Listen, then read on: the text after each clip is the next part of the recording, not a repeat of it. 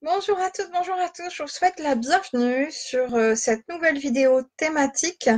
Une thématique très particulière et très chère à mon cœur, qui est la notion d'amour inconditionnel, que l'on nomme aussi agapé. J'y reviendrai juste après. Alors, cette notion, pourquoi cette thématique? Pourquoi aujourd'hui? Eh bien, tout simplement parce que sur mon groupe de coaching, donc le groupe de coaching ésotérique et médiumnique, j'avais demandé le mois dernier sur quelle thématique ils avaient envie de travailler. Je leur avais proposé eh bien de voilà poster les notions qui leur semblaient utiles de travailler ensemble en groupe. Et donc est revenue régulièrement la notion d'amour, amour de soi, amour de l'autre, amour inconditionnel, la notion de confiance en soi aussi, la notion de pardon. Et donc, voilà, j'avais choisi cette notion d'amour inconditionnel comme thématique du mois de mars sur mon groupe de coaching.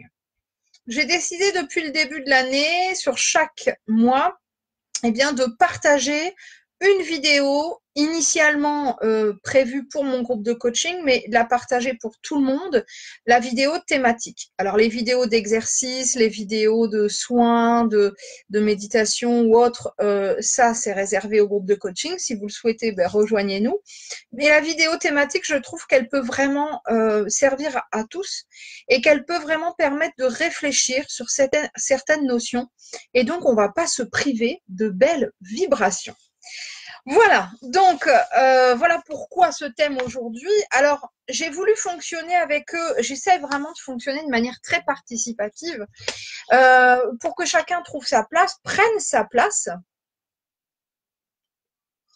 Voilà, je bois un petit peu, c'est important parce que je parle beaucoup. Et puis parce que pour moi, il est nécessaire eh bien, d'entendre les doléances de chacun, les besoins de chacun. Et donc, pour moi, c'était vraiment essentiel que cette thématique se base sur leurs besoins, leurs questionnements. Donc, je vais en toute humilité avec mes connaissances, mon expérience dans l'instant T, hein, parce que forcément, peut-être que je traiterai cette même thématique dans 10 ans avec un regard complètement différent.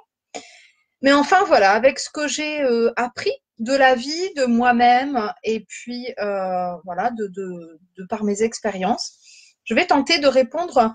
Je crois qu'il y a une petite dizaine de questions, hein, donc la petite dizaine de questions qui m'ont été posées sur mon groupe de coaching, en donnant des références tant que je le pourrai. Alors, j'ai un petit peu préparé la séance, donc j'ai repris en note les questions, j'ai pris quelques notes en me disant tiens, il faut que je pense à ça, etc. Mais je vais laisser venir là les informations que les guides auront à me transmettre, à nous transmettre. Et donc, voilà, je suis ravie d'être dans le partage avec vous. Alors, ici, les gens m'ont posé les questions en amont, donc je les ai notées. Je pense qu'elles vont répondre à vos questionnements, à vous aussi, très probablement. Je ne prendrai pas d'autres questions. Je ne fais pas une FAQ ouverte parce que je vais manquer de temps. Tout simplement parce que tout à l'heure, j'aurai une séance de contact défunt. Donc, je vais avoir besoin de mon énergie et puis ne pas être en retard surtout. Voilà. Donc, je vais commencer par la première question, mais avant toute chose, je voulais revenir sur le terme agapé, qui est alors A-G-A-P-E, voilà, qui est un terme que j'aime beaucoup, qui me tient énormément à cœur, et dont la définition, en fait, c'est un mot grec qui signifie amour divin et inconditionnel. J'ai décidé de me le faire tatouer très prochainement. Là, je viens de me faire tatouer confiance et gratitude sur chacun de mes pieds pour pouvoir les ancrer A-N-C-R-E-R et ancrer E-N-C-R-E-R en moi. Mais ce terme d'agapé est vraiment quelque chose de très important depuis des années pour moi. Et je voulais vous le faire connaître parce qu'il signifie vraiment cette notion d'amour divin et inconditionnel. Alors, on va voir finalement ce que c'est. C'est quoi l'amour inconditionnel? Qu'est-ce que ça signifie?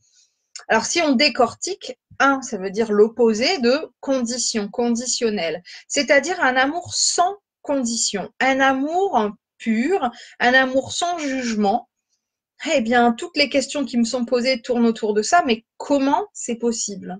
Est-ce vraiment possible sur Terre? Est-ce que c'est possible d'aimer l'autre vraiment profondément de manière inconditionnelle? J'ai pas eu cette question, mais moi je la rajouterais. Comment s'aimer soi-même inconditionnellement? J'espère que vous trouverez là donc des outils, des éléments de réflexion, mais aussi de réponse euh, pour cette notion qui est vraiment fondamentale. Première question qui m'a été posée par Véronique. Pourquoi avons-nous toujours des questionnements, pas assez de confiance en soi? Alors ça rejoint finalement peut-être un peu cette notion amour inconditionnel de soi. Pourquoi? Alors, bonne question, Véronique. La réponse la plus simple, c'est l'ego. Nous sommes donc tous munis, on va dire comme ça, d'un ego, c'est-à-dire d'un mental qui, alors, on ne va pas lui jeter la pierre, nous est quand même très utile. Il est nécessaire à notre vie terrestre parce qu'il va vraiment nous permettre de nous protéger, par exemple, de certains dangers. En ayant peur par exemple, en ayant peur en voiture, je vais penser à mettre ma ceinture, à rouler moins vite, etc. Donc, c'est mon mental là qui prend le dessus pour calculer, mettre en place des priorités, voir ce qui est le plus important, etc. Donc, l'ego, il ne faut pas lui jeter la pierre. Je vais dire de manière systématique, on en a besoin. Il est nécessaire. Cependant, effectivement, il faut essayer de trouver un juste équilibre entre cet amour divin qui est en chacun de nous, je vais revenir là-dessus, et l'ego. Voilà, parce qu'on est sur le plan terrestre, donc on a besoin d'un outil terrestre qui est cet ego, qui est ce mental, qui va donc générer effectivement de nombreuses fonctionnalités comme par exemple le raisonnement, comme les peurs, comme le doute, etc. Donc, c'est parfois un petit peu handicapant, mais c'est aussi nécessaire, je l'ai expliqué juste avant. Et donc, il va falloir essayer de trouver cet équilibre, essayer de jauger et essayer de retrouver, et j'ai l'impression finalement, enfin de ce que j'ai compris des séances de contact défunt que je fais depuis maintenant des années, essayer de retrouver ce divin en nous. Cette flamme divine, cet amour inconditionnel dont nous sommes tous issus. Tout simplement pourquoi? Parce que nous sommes tous issus de la source. Alors la source, allez, on pourrait dire que certains appellent ça le paradis par exemple. Si je veux faire une comparaison qui vous parle peut-être, peut-être un petit peu plus. La source, c'est cette énergie, je vais le dire comme ça, cette matrice qui nous a créés et qui est donc mère de toute âme, mère de toute chose, et qui va donc nous nourrir d'un amour qui effectivement est nommé comme inconditionnel. Alors pour ceux qui font de la TCH par exemple, je pense au docteur Jean-Jacques Charbonnier qui propose ça, la transcommunication hypnotique.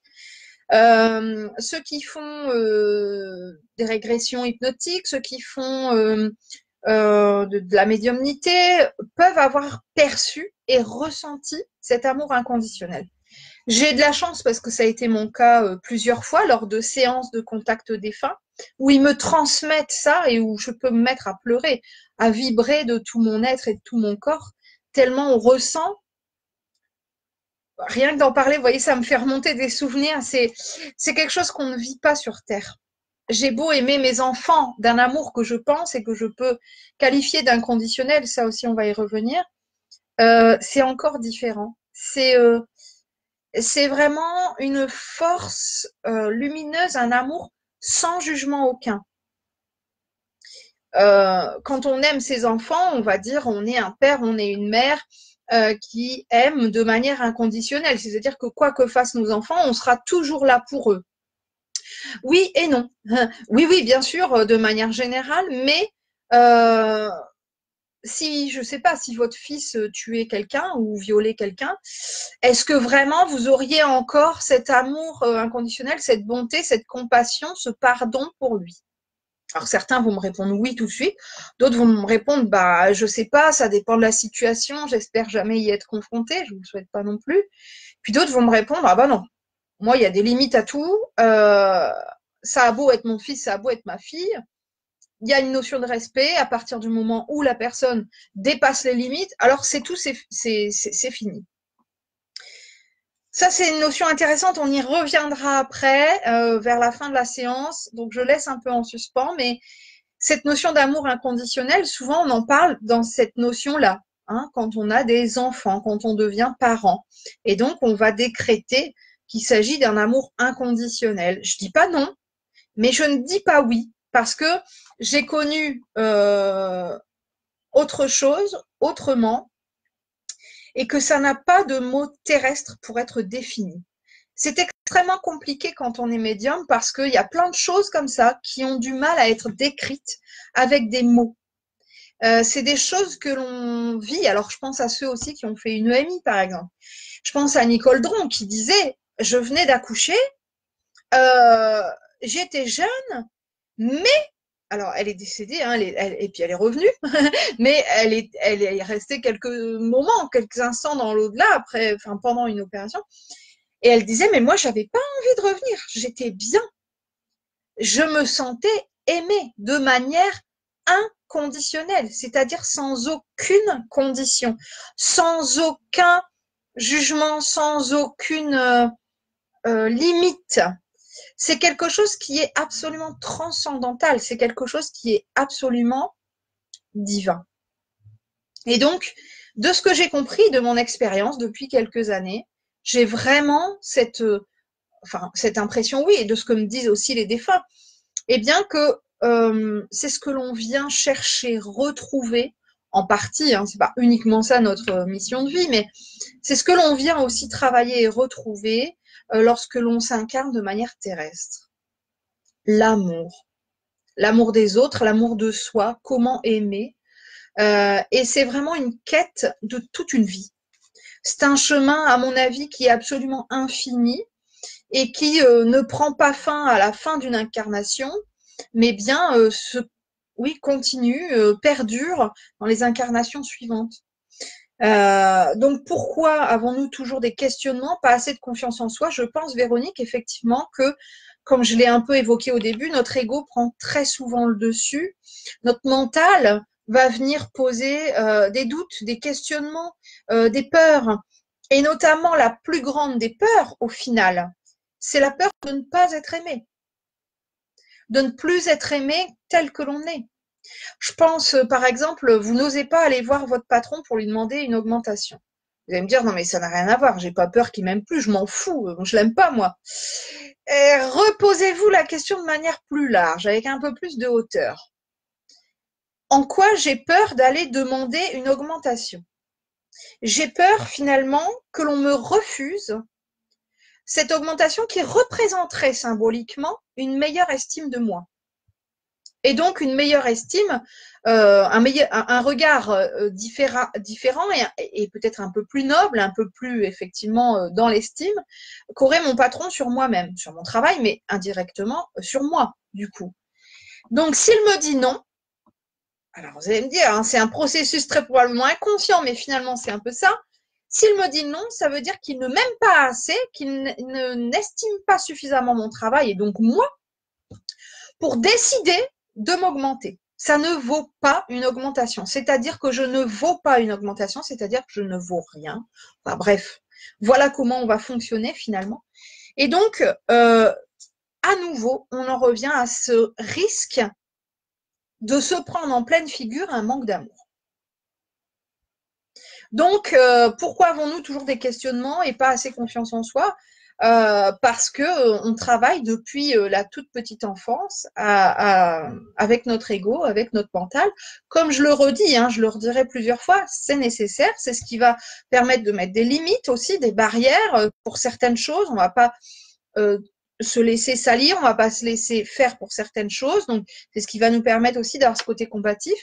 Mais c'est ce qui va malheureusement nous créer des barrières aussi pour plein de choses que l'on pense ne pas être capable de faire et qui vont du coup faire baisser cette estime que l'on a de soi-même. Je passe à la question suivante qui est très intéressante, la question de Sarah. Comment peut-on aimer quelqu'un et parfois ressentir de la haine, de la colère envers cette même personne qui pourtant nous est chère? Comment c'est possible? Alors, je vais prendre la notion du couple, où on peut tout à fait aimer quelqu'un pendant un certain nombre d'années, et puis je ne vais pas dire tout à fait du jour au lendemain, mais enfin presque, basculer dans une situation critique qui va peut-être mener à une destruction du couple, à une séparation et à limite à une haine totale de cette personne avec qui pourtant on a construit sa vie, peut-être même qu'on a eu des enfants, avec qui on rêvait de terminer ses jours. Comment c'est possible? Alors déjà, il y a cette notion d'évolution. On n'évolue pas de la même manière, on a des chemins de vie qui sont parfois très différents, on a une personnalité différente, donc on est vraiment sur des modes de fonctionnement qui peuvent être en désaccord. Bon, je vais pas travailler trop là-dessus, mais et puis il faut aussi comprendre que de toute façon, dans tous les cas, c'est la notion du yin et du yang. Donc le yin et le yang, ils vont venir comme ça se compléter l'un et l'autre. Alors je parle du yin et du yang pour l'homme et la femme. Enfin, la femme et l'homme, yin, femme et yang, l'homme. Donc ces vibrations féminines, masculines. Mais pour toute chose, c'est-à-dire que dans toute chose, il y a cette notion de complétude, de yin et de yang, de balance qu'il faut venir équilibrer. Et donc, effectivement, si on est, alors plus on est, j'ai même envie de dire, hein, dans du fusionnel, dans de l'amour très très fort, très démonstratif, très explicite, et non pas explicatif, très explicite, plus on a cette possibilité, cette probabilité, ce risque d'être aussi dans une démonstration de colère, voire de haine, parce que les deux vont venir se compléter.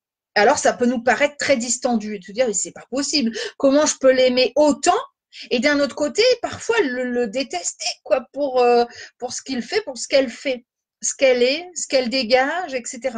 Et comment j'ai pu à un moment donné être absolument amouraché de cette personne et aujourd'hui ne plus vouloir le croiser sur le trottoir. Quoi.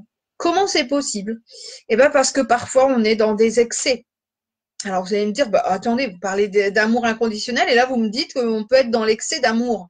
C'est pas vraiment l'excès d'amour, hein, c'est plus un excès de dépendance à l'autre. Donc là, si on veut vraiment travailler sur cette notion de couple, cette notion d'amour inconditionnel dans le couple et dans l'amour de l'autre, il va vraiment falloir travailler effectivement sur cette notion d'inconditionnalité. Je t'aime tel que tu es, quoi qu'il en soit. Que tu changes ou que tu ne changes pas, j'ai fait le choix, alors je vais vraiment rester dans cet exemple de couple, hein, on reviendra sur d'autres thématiques après, mais j'ai fait le choix de suivre ton chemin, j'ai fait le choix de te faire entrer dans ma vie, sur mon chemin de vie. Je décide donc d'accepter qui tu es, tel que tu es, sans obliger, sans attendre de toi des changements ou des modifications. C'est ça ce qu'on pourrait appeler dans le couple l'amour inconditionnel, c'est-à-dire être au diapason avec l'autre, le laisser être tel qu'il est, le laisser évoluer et accompagner l'autre, voilà, dans son changement, dans ses modifications, dans son bien-être, comme dans ses passages difficiles. Alors bon, là, je suis pas en train de vous faire une cérémonie de mariage, hein, mais ça rappelle un petit peu ça, hein, pour le meilleur et pour le pire. C'est un peu ça. C'est-à-dire que c'est prendre le parti d'accompagner l'autre et de s'accompagner soi-même finalement. Aussi bien dans l'amour que dans la haine. Aussi bien dans les périodes qui vont bien que dans les périodes où ça va moins bien, pour comprendre qu'il s'agit d'une réelle complétude.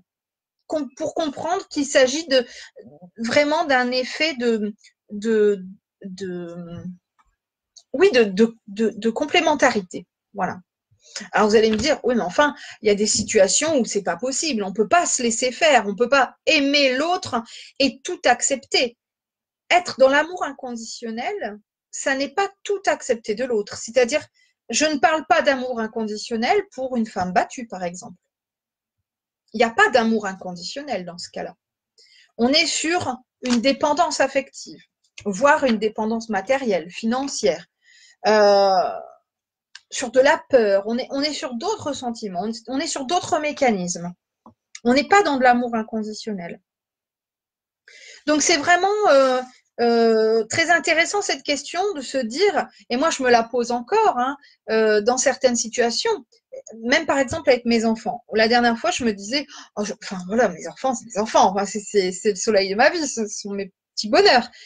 Et puis des fois, je peux être tellement agacée, hein, par certains comportements. Et là, je me dis, comment je peux, des fois, hein, comme ça, passer d'un rire avec, je pensais à ma grande par exemple, hein, parce que bon voilà, elle arrive sur l'âge adulte et puis c'est un passage un peu plus complexe, elle a une personnalité forte et tout. Et comment on peut passer d'un rire, d'une complicité, paf, en quelques instants, à un tu m'agaces et vraiment ton comportement m'horripile.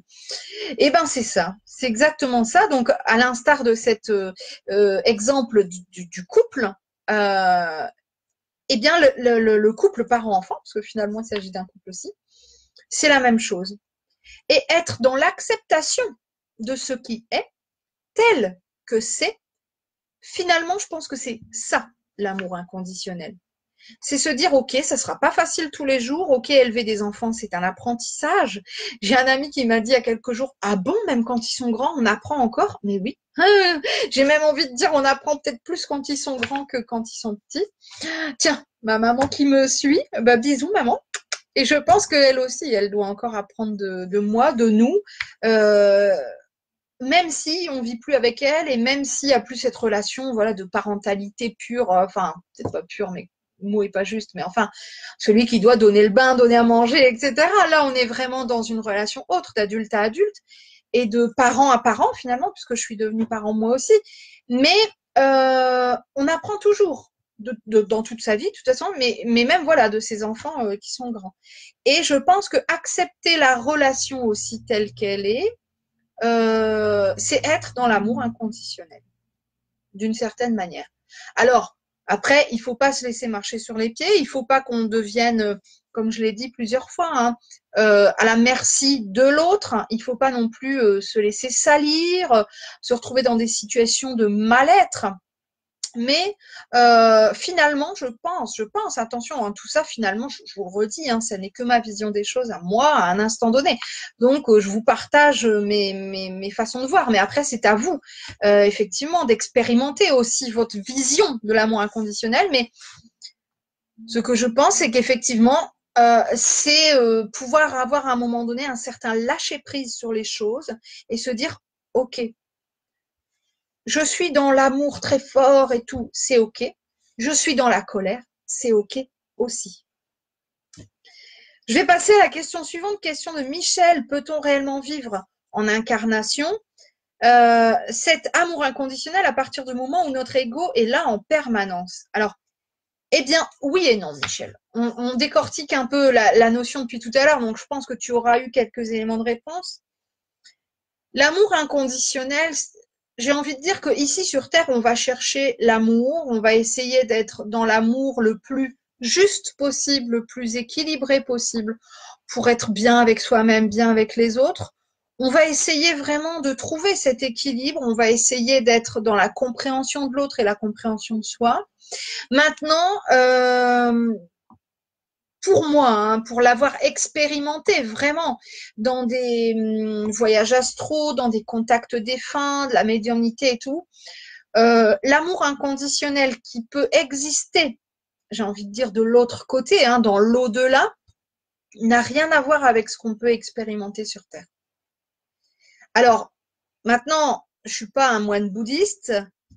Pourquoi je vous dis ça? Parce que peut-être que les moines bouddhistes vont travailler sur cet amour inconditionnel, sur ce lâcher prise, sur cette pleine conscience, sur le fait d'être dans l'instant et de vivre les choses telles qu'elles sont, etc. Et que donc ils se rapprochent peut-être un peu plus que nous qui sommes voilà dans l'action, dans l'agir, dans la société moderne, etc. Bon, peut-être qu'ils ont une vision tout autre, mais à un moment donné ou à un autre, je pense, hein, ça c'est ma façon de penser, on est toujours rattrapé par le quotidien, par les obligations, par des liens qui peuvent, des remarques qui peuvent nous paraître mal à propos, voire nous blesser. Alors là, vous allez me dire, bah donc l'ego reprend le dessus. Bah oui, voilà. Il y a plein de choses qui vont être mises en relation continuellement dans notre vie et qui vont, à mon sens, hein, ne pas pouvoir nous permettre, totalement en tout cas, de vivre dans ce qu'on appelle l'amour inconditionnel. Moi qui vraiment, je le redis, hein, l'ai vécu, alors de manière fractionnelle, c'est quelques secondes, quelques minutes, on ne peut pas le décrire. C'est comme si on était d'un seul coup transpercé par une lumière et une chaleur intense, comme si on nous disait, tu es parfaite, tu es belle, tu es grande, tu es forte, sans jugement, sans, je ne sais pas comment le mettre en mots. On est. En fait, c'est ça. En fait, c'est ça. C'est on est, tout simplement. Et il n'y a plus de questions. Il y a plus de est-ce que je devrais faire ça? Est-ce que je suis assez ceci? Il n'y a pas de tout ça, en fait. Il n'y a plus du tout de considération terrestre et matérielle. Plus du tout de considération de jugement, de plus, de moins, de bien, de mal. Il n'y a pas, ça n'existe pas d'ailleurs, hein, le bien et le mal concrètement dans l'au-delà, au niveau de la source, ça n'est pas. On y reviendra à la fin de la séance sur cette notion. Et donc, être transpercé par ça, je vous assure, ne serait-ce que quelques secondes, quelques millièmes de secondes, je peux pas vous le décrire. C'est quelque chose qu'on ne vit pas sur Terre. Pourtant, je peux vous assurer que mon mari, je l'aime d'un amour qui est absolument infini. Mes enfants, c'est pareil. Et pourtant, ça n'est rien, mais rien à côté de ce que l'on vit quand on ressent cet amour divin dont on est tous issus. C'est rien. Alors, je vous laisse imaginer. Hein. C'est, voilà, c'est sans nom. C'est sans nom. Alors, du coup, là, je fais un petit pont, hein, mais je vais pas m'écarter du sujet, ne vous inquiétez pas, mais quelle peur on peut avoir de décéder. Quelle peur on peut avoir de rejoindre l'au-delà. C'est tellement... Nicole Dron le dit, elle avait pas envie de revenir. Elle était bien. Bon, on lui a dit, allez, tu redescends. C'est pas ton heure, mais elle était tellement bien. On est bien. Il n'y a plus de contraintes, il n'y a plus de... Il y a plus, voilà, il y a plus de notion de subjectivité, on est bien, on est, en fait, c'est ça, on est. Donc, voilà, pour répondre clairement à ta question, Michel, moi je pense qu'on ne peut pas réellement vivre incarné terrestrement et vivre dans l'amour inconditionnel. On peut y tendre, on peut essayer de travailler cet amour, cet amour de soi, cet amour de l'autre, la notion de compassion, la notion d'altruisme, etc. C'est ce que l'on vient incarner. Ça, je suis d'accord. Maintenant, vivre dans l'amour inconditionnel, c'est, à mon avis, une illusion. Enfin, je parle au niveau terrestre. Je passe à la question suivante, celle d'Anne-Marie, qui me dit, j'ai expérimenté alors c'est une belle suite, cet amour inconditionnel en 2003, hein, donc il y a quand même 16 ans, lors d'un état de conscience modifié. Alors effectivement, on peut alors vivre notamment une montée de Kundalini. Vous voyez, alors ça c'est ressentir cette énergie vitale, ça s'apparente un petit peu à ça, quoi. Hein. Et depuis, plus rien. Comment puis-je essayer de retrouver cet état? Bah, j'ai envie de te dire, Anne-Marie, que moi aussi, quand je le vis, je ne le cherche pas. C'est vraiment, je le vis dans l'instant, je le vis pendant une séance sans l'avoir demandé, des fois même sans m'y attendre. Des fois, je le sens que ça monte, je le dis. Hein. Et puis, des fois, je le sens pas, paf, c'est un peu comme un coup de fouet dans la figure. C'est vraiment, pour moi, c'est la meilleure façon d'y arriver, c'est de pas chercher à y arriver. C'est pour moi, hein, je pense que. Alors peut-être, Anne-Marie, malheureusement ou heureusement, je ne sais pas comment on peut qualifier ça, mais peut-être que ça ne t'arrivera plus jamais. Et peut-être que tu revivras quelque chose d'un peu similaire, mais pas identique.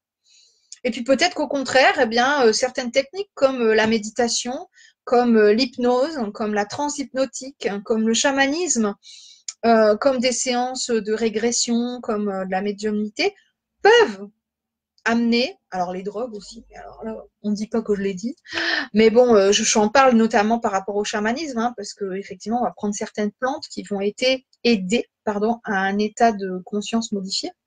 Donc, certaines situations peuvent nous amener à ça, hein, nous amener ne serait-ce que quelques secondes. Et on en a parlé ce matin un peu, c'est pas tout à fait ça, mais sur ma séance de yoga où la prof expliquait en début de séance qu'effectivement, parfois, sans s'y attendre, paf, on était sur un état méditatif, un état contemplatif,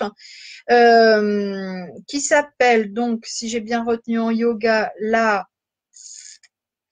suis pas une bonne élève. C'est pas la restructuration, non, ça peut pas être ça. Mais enfin, c'est le fait un peu le rassemblement entre son corps, son esprit, les différents corps, les différents plans, et paf, ça fait comme ça un état, oui, un peu de conscience modifiée. Alors, est-ce que tu le retrouveras ou pas, Anne-Marie? J'en sais rien.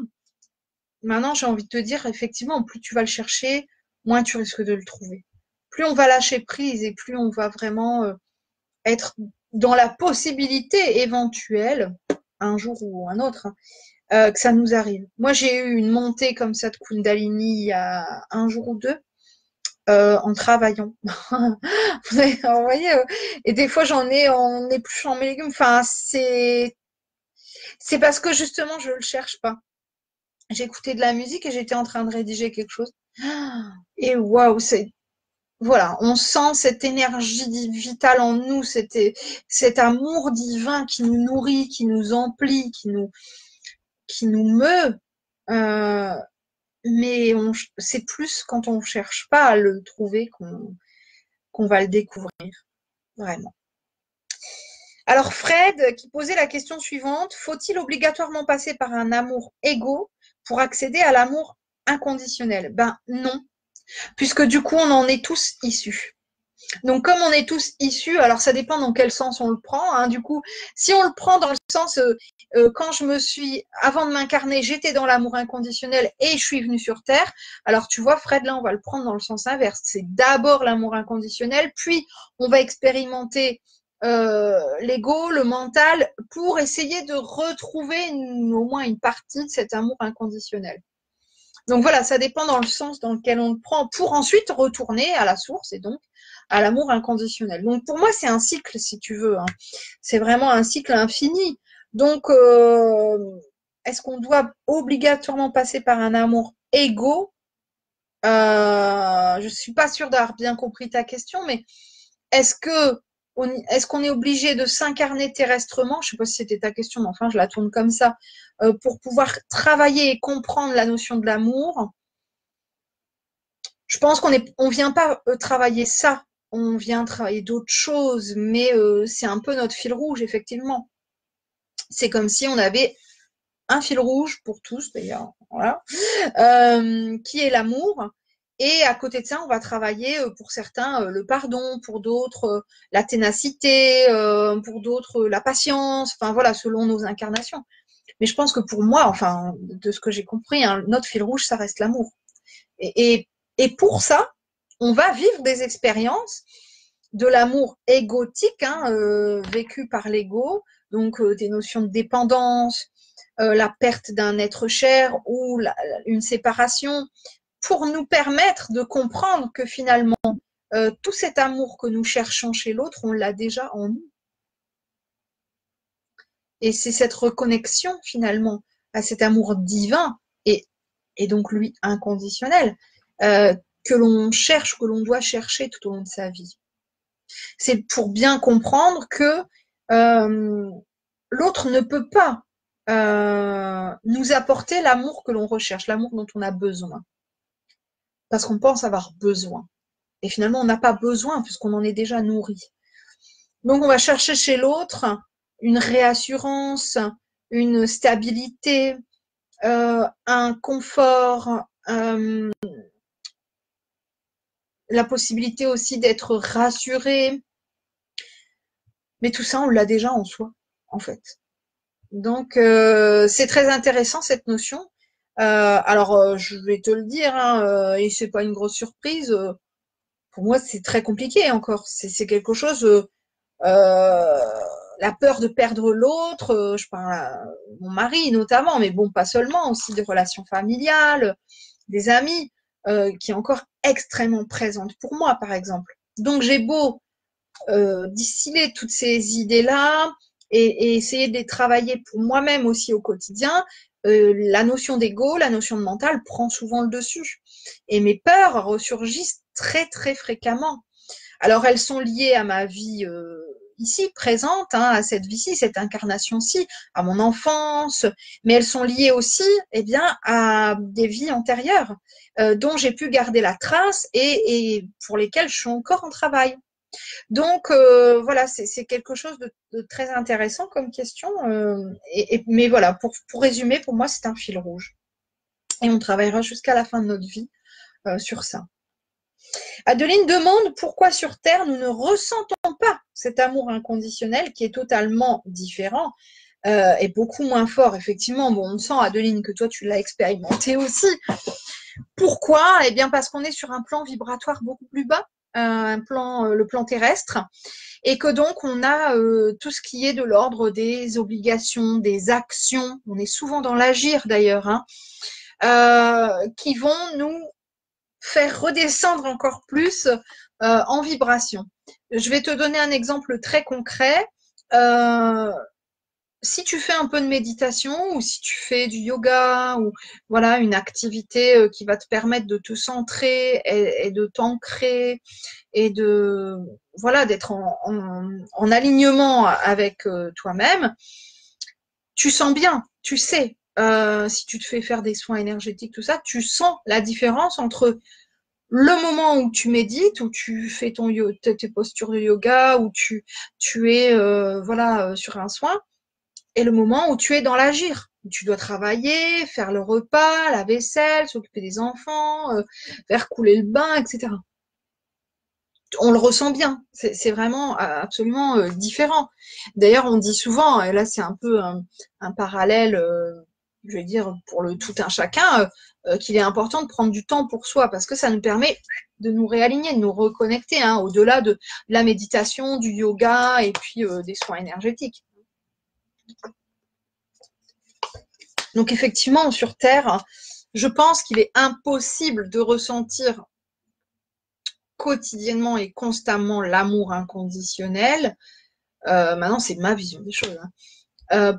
Parce que on est vraiment des êtres ancrés terrestrement dans l'agir et dans l'action. Maintenant, peut-être que quelqu'un qui est ermite depuis des années et qui est en état de conscience modifié, je ne vais pas dire 20 heures sur 24, mais presque, qui médite à longueur de temps, il est probable qu'il soit beaucoup plus proche de cet amour inconditionnel que nous, qui sommes dans j'ai presque envie de dire, dans la folie du quotidien. Donc, bon, ça, c'est mon élément de réponse. Oui, je pense que après, si tu veux, on va pouvoir l'intégrer comme un élément de notre réalité en se rappelant régulièrement, allez, stop les doutes, stop les peurs, t'inquiète, de toute façon, tu es aimé inconditionnellement. Tu vois, on va pouvoir créer comme ça des mécanismes de réponse, des mécanismes de rappel dans les situations plus difficiles, mais être et vivre dans l'amour inconditionnel tout le temps, pour moi, c'est pas faisable sur Terre. Puis je pense que c'est même pas le but de toute façon. Et donc, effectivement, on a des contraintes matérielles, terrestres, physiques, en fait, hein, qui, pour moi, ne sont pas en adéquation avec la possibilité de vivre et d'être constamment dans l'amour inconditionnel. Alors, Carole, je vais garder sa question pour la fin. Je vais prendre les questions de Marie et Betty qui se rejoignent. Pourquoi est-ce si difficile d'aimer inconditionnellement, sans jugement, sans rechercher le retour de l'amour de l'autre? Comment faire pour y parvenir? Et Betty me disait, comment peut-on aimer une personne d'un amour inconditionnel sans rien attendre de l'autre. Donc ça se rejoint. Hein. Comment c'est possible? Nous avons besoin d'amour pour être vivants. Alors je vais d'abord prendre cette question. Est-ce que nous avons besoin d'amour pour vivre? Je vais vous donner deux exemples qui sont des tests qui ont été pratiqués dans le domaine de la psychologie. Je vous rassure, il y a bien longtemps. Vous allez voir, c'est assez particulier. Un test qui a été, alors peut-être que je vais synthétiser et vulgariser la chose, mais enfin voilà, l'idée y est. Un premier test qui a été effectué dans les années 1800, hein, donc au 19e siècle. Alors je crois que c'est en Russie ou enfin un pays de l'Est, me semble-t-il, où en fait ils avaient donc des orphelinats. Et donc, ils ont eu l'idée dans l'un des orphelinats de diviser l'orphelinat en deux. Et donc, de mettre d'un côté, eh bien, les enfants qui étaient orphelins et donc qui recevaient des soins tous les jours, manger, boire, enfin voilà, se laver, avoir une éducation, etc. Et de l'autre côté, il alors, enfin, j'ai envie de dire cette première partie un peu d'une vie ordinaire, quoi. Et de l'autre côté, ils ont donc élevé des enfants, mais sans, alors juste en répondant aux besoins fondamentaux, donc premiers, primaires, boire, manger, respirer, dormir, aller aux toilettes, être changé, être propre, avoir suffisamment chaud, enfin voilà, la base. D'accord? Donc, on leur donnait à manger, etc. Bon, mais sans contact relationnel. Il n'y avait pas de discussion, il n'y avait pas de câlin, il n'y avait pas de bisous, il n'y avait pas d'échange, il n'y avait pas de. Voilà. Et en fait, ils se sont aperçus, ils ont travaillé comme ça plusieurs années, ils se sont aperçus que non seulement dans cette deuxième partie de l'orphelinat, alors je sais que vous allez me dire c'est horrible, hein. Moi aussi quand je l'ai appris en fac de psycho, j'ai dit non mais c'est une blague. Bon voilà, ils étaient un peu fous à l'époque, hein. C'est vrai qu'aujourd'hui ce serait absolument interdit de travailler de cette manière-là. Enfin voilà, ils ont voulu tester. Et ça nous a quand même donné des résultats très intéressants parce que ça nous a permis de comprendre l'importance du relationnel, mais aussi de l'amour du coup, pour vivre. Et donc, c'est presque aussi important que respirer, je vous explique. Donc, cette deuxième partie de l'orphelinat, finalement, ces enfants se sont vus, alors d'une part, tomber malades, pour la plupart d'entre eux, développer des handicaps, dont notamment des déficiences mentales, etc., mais aussi et surtout mourir. Alors, ces enfants avaient la même quantité de nourriture, les mêmes soins quand il y avait besoin, le même type de chauffage, enfin, je veux dire, toutes les conditions étaient les mêmes. La seule condition qui était différente, c'était le relationnel. Donc, on ne touchait pas les enfants, hein, sauf pour passer le vêtement ou autre, mais pas de contact physique, très peu d'échanges verbaux, juste le strict nécessaire. Pas de discussion, pas de dialogue, pas d'échange, pas de regard bienveillant, enfin voilà. Donc tout ce côté-là maternant, a été ôté de cette expérience 2, on va dire, hein, du côté deuxième côté de l'orphelinat. Et donc ils se sont aperçus comme ça de l'importance du relationnel et de la parole, du dialogue et de l'amour, hein, qui peut être prodigué notamment à des enfants orphelins. Et un autre test qui a été fait aussi, et là sur des animaux, alors vous allez me dire c'est pas mieux. Donc là il y avait, alors si je me souviens bien, 4 cages. Ça date quand même d'il y a une vingtaine d'années, hein, ces études-là en psycho. Donc 4 cages. La première cage, on retrouvait, je crois que c'est un gorille, enfin en tout cas, ou un champignon, enfin bref, un singe et son bébé. Deuxième cage, un singe et son bébé, mais le bébé a été enlevé quelque temps puis remis à la mère. Troisième cage, le bébé et un faux singe peluche. Et dernière cage, un bébé singe tout seul.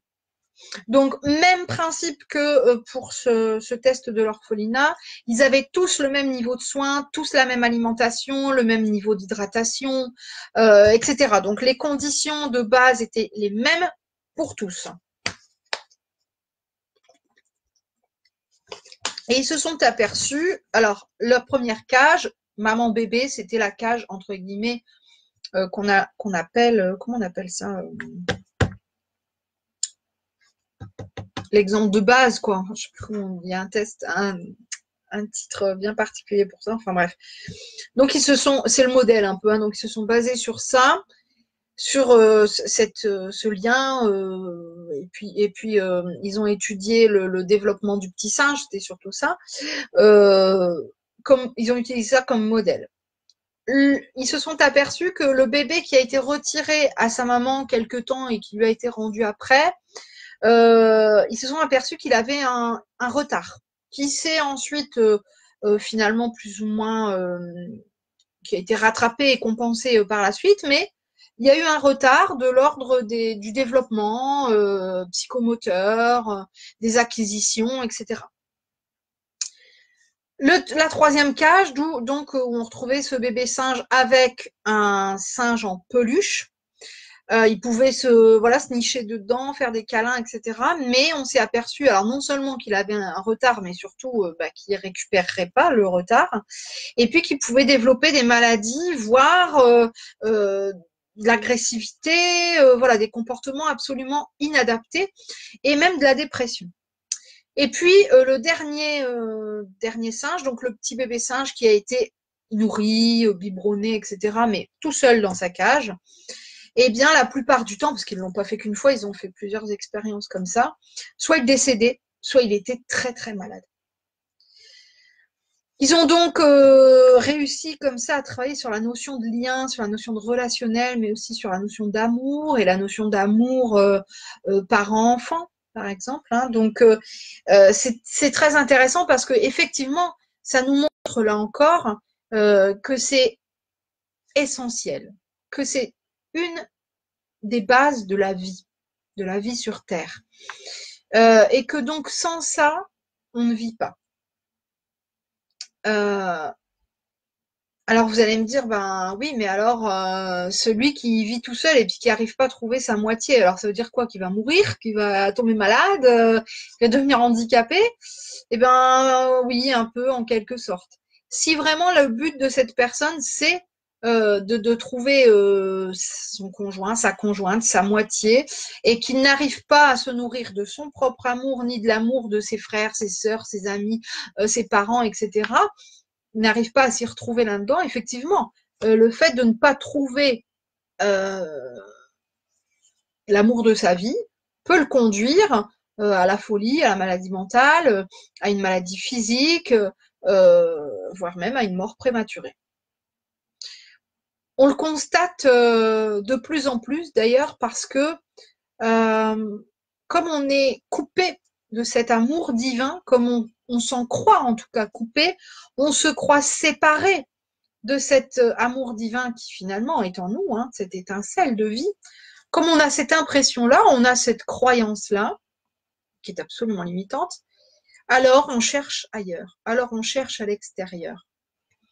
Et donc, on se rend malade de ne pas trouver ce que l'on veut, que ça marche un moment mais plus après. On se rend malade que ça ne fonctionne pas comme on l'aurait voulu. Alors que finalement, tout est en nous. Et ce que l'on cherche ailleurs, eh bien, on l'a en nous et j'ai presque envie de dire bien plus fort que ce que l'on ne pourra jamais trouver à l'extérieur de nous. Je vais continuer donc avec les questions qui étaient posées. Donc, pourquoi est-ce si difficile d'aimer inconditionnellement, sans jugement? C'est un peu dans cette acceptation-là, continuité-là. Si vous voulez, comme initialement, l'amour inconditionnel, on le porte en nous, alors chercher à aimer l'autre inconditionnellement, c'est un peu presque antinomique, puisque finalement, c'est en chacun de soi. C'est soi déjà qu'on devrait apprendre à aimer inconditionnellement. Et quand on a du mal à s'aimer soi-même, comment voulez-vous aller aimer les autres? Et encore moins inconditionnellement. Si on a beaucoup de jugement envers soi, comment voulez-vous qu'on n'en ait pas envers l'autre? Donc pour moi, Marie, pourquoi est-ce si difficile d'aimer l'autre inconditionnellement et de l'aimer sans jugement? Parce qu'on s'aime pas soi-même. Celui qui s'aime de manière inconditionnelle, qui s'aime le plus possible, qui s'aime vraiment tel qu'il est, a beaucoup plus de chances d'arriver à aimer l'autre tel qu'il est, d'arriver à aimer l'autre effectivement de manière inconditionnelle, sans chercher à le modifier, sans le juger, en le prenant tel qu'il est.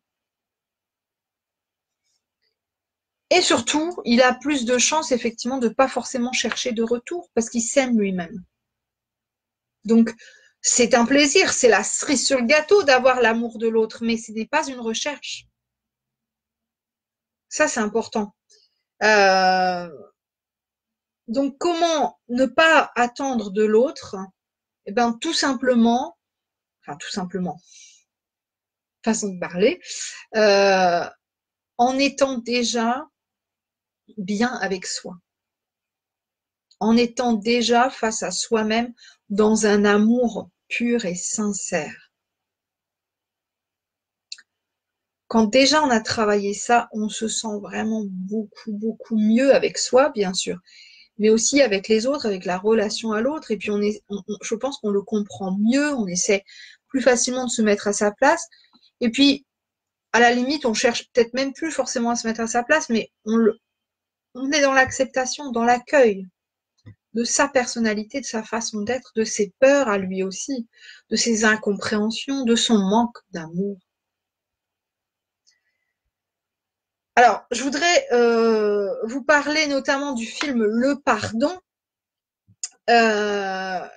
qui est aussi un livre à la base, qui s'appelle La Cabane, où on a, c'est une situation un petit peu particulière parce qu'il s'agit vraiment là de la perte d'un enfant, et donc le père de cet enfant qui doit travailler et faire son deuil et travailler la notion de pardon.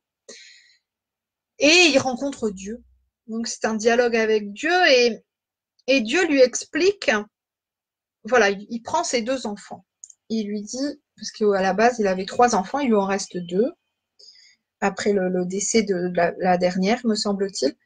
Et donc il lui dit, mais voilà, décris-moi un petit peu ton fils, décris-moi un petit peu ta fille. Lequel est le mieux?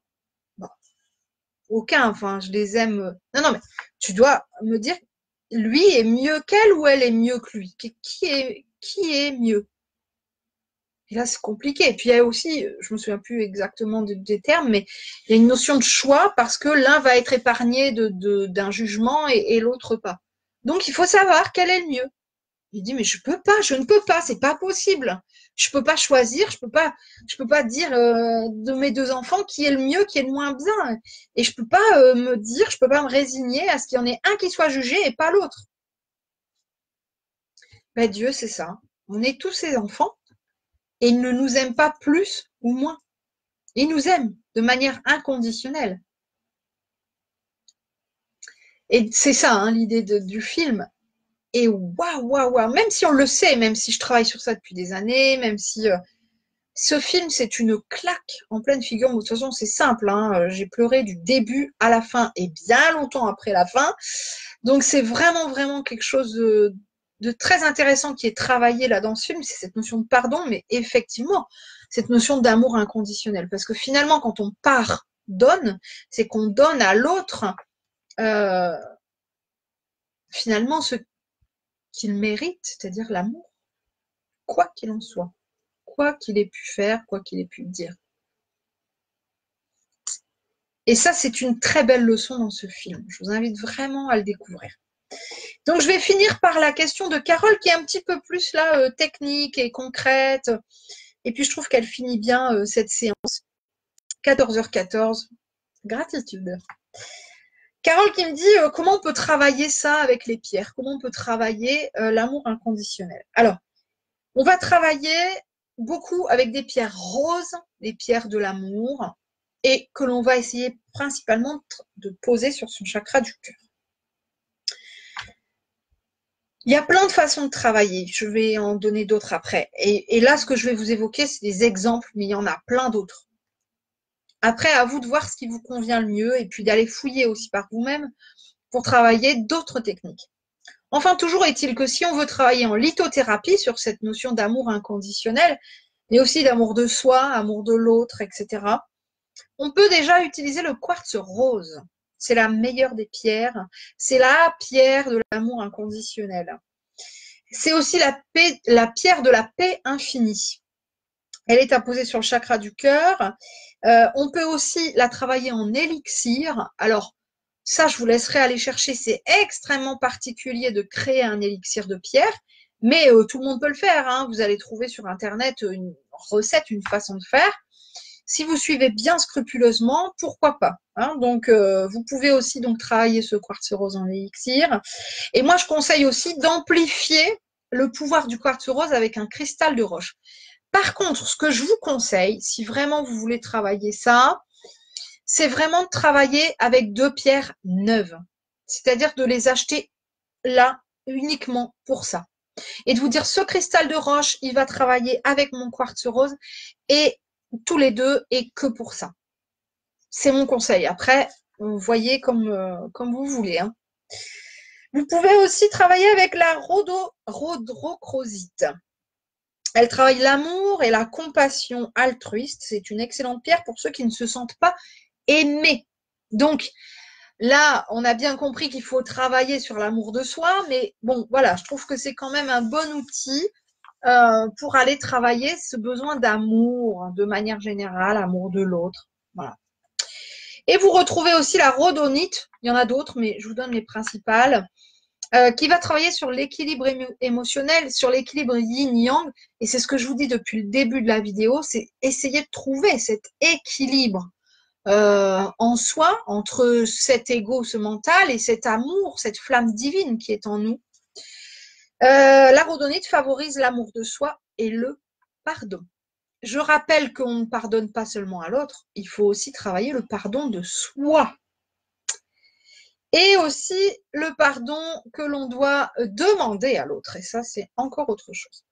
Je vous propose aussi d'autres façons de travailler l'amour inconditionnel de manière très concrète et très terrestre avec les fleurs de Bach et notamment la chicorée, qui va travailler et vibrer sur la fréquence de l'amour inconditionnel. Alors, je vous invite à aller regarder sur le site des fleurs de Bach pour trouver la posologie qui vous convient le mieux. Et autre chose aussi qui marche très bien sont les huiles essentielles, notamment l'huile essentielle de rose et palmarosa, qui vont vraiment, par exemple, en étant diluées dans une...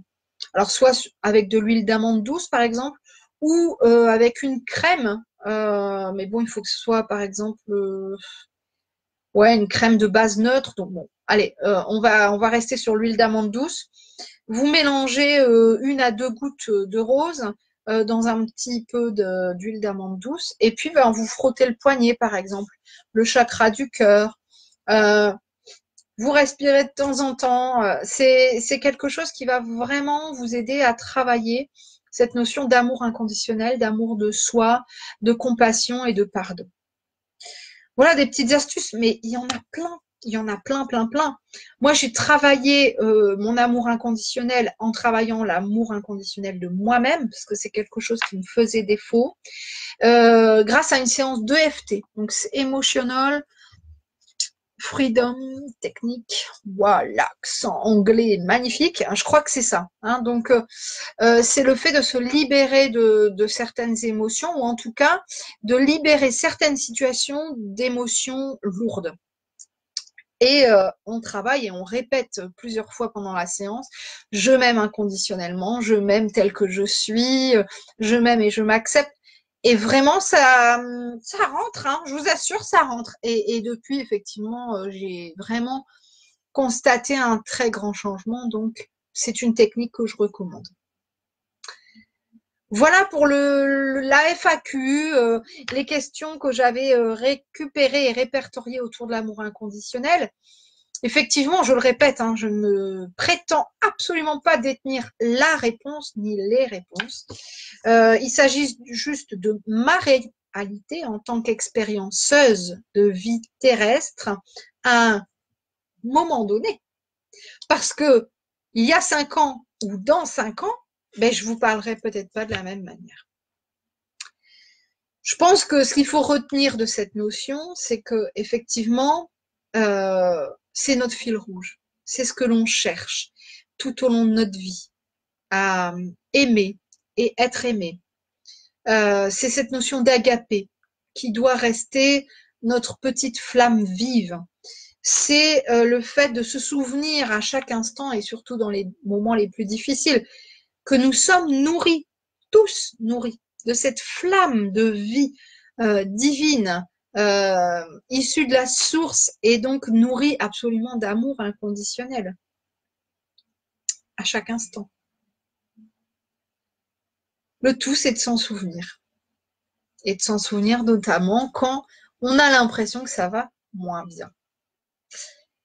J'espère donc par cette vidéo avoir un petit peu ouvert votre réflexion, vous avoir donné des pistes, pas forcément des réponses, mais au moins des pistes pour réfléchir, pour ouvrir votre vision des choses, mais surtout pour ouvrir votre cœur plus grand encore et pour retrouver cette flamme qui danse à l'intérieur de chacun de nous et qui donc est vraiment typique de cet amour inconditionnel dont nous sommes tous nourris et qui fait de nous des êtres absolument illuminés et baignés d'amour. Je vous remercie pour votre fidélité. Je remercie mon groupe de coaching pour ces très belles questions, cette belle thématique et pour leur investissement dans les exercices que je leur propose. Si vous souhaitez nous rejoindre, ce sera avec grand plaisir. Je vous souhaite une très belle fin de journée et un beau week-end. Prenez soin de vous. À tout bientôt.